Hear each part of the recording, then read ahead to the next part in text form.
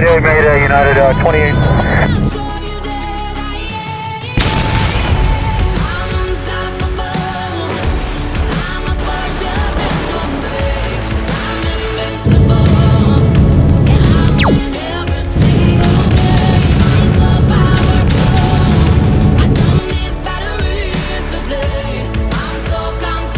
Denver, departure United 328 Heavy Mayday aircraft just experienced engine failure, need to turn immediately. Yeah, 328 left or right turn?